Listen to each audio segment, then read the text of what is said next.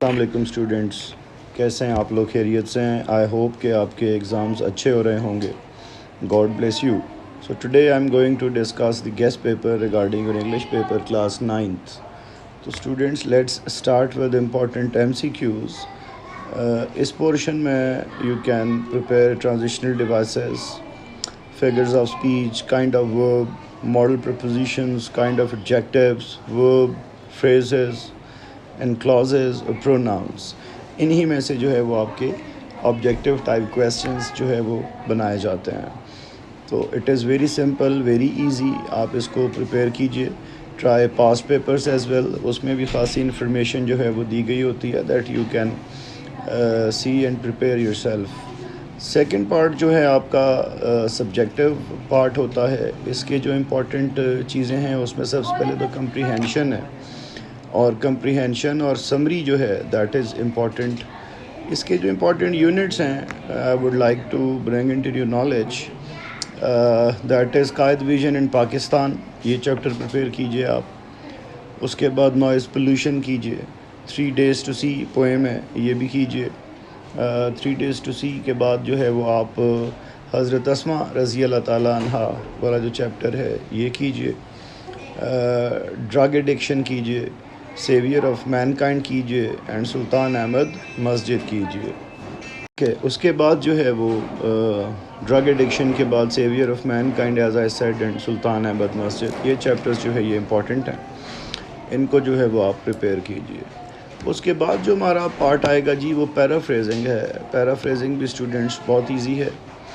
اور پوئم جو بہت امپورٹنٹ ہے ڈیفوڈلز ولیم ورڈزورتھ کی جو ہے، ولیم ورڈزورتھ کی یہ پوئم جو ہے وہ امپورٹنٹ ہے فار پیرافریزنگ. یہ لازمی پریپیئر کیجئے. بڑی انٹرسٹنگ پوئم ہے، چھوٹی سی پوئم ہے، آپ اس کو ایزیلی پریپیئر کر سکتے ہیں. اس کے بعد کمپریہینشن، اسٹاپنگ بائی ورڈز آن سنو ایوننگ از آلسو امپورٹنٹ. اور اس کے بعد ہم آئیں گے correct form of passive voice جو ہیں، یہ بھی بہت سمپل ہیں.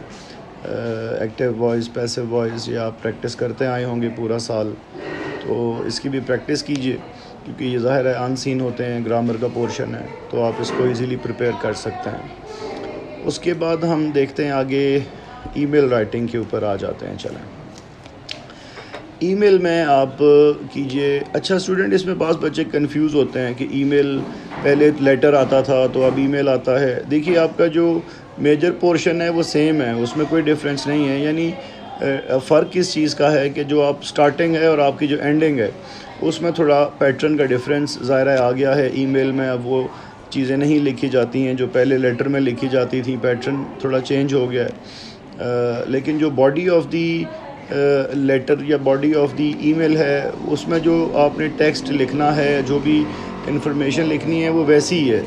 تو آپ اسے گھبرائیے مت، کنفیوز مت ہوں. Like for example write an email to your friend to spend summer vacation with you, بڑا امپورٹنٹ ٹاپک ہے، اس میں سے آ سکتا ہے.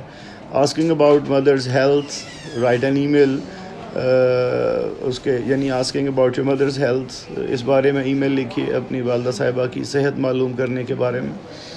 پھر امپورٹنٹ ہے کہ write an email to your uncle thanking him for the birthday present, important ہے.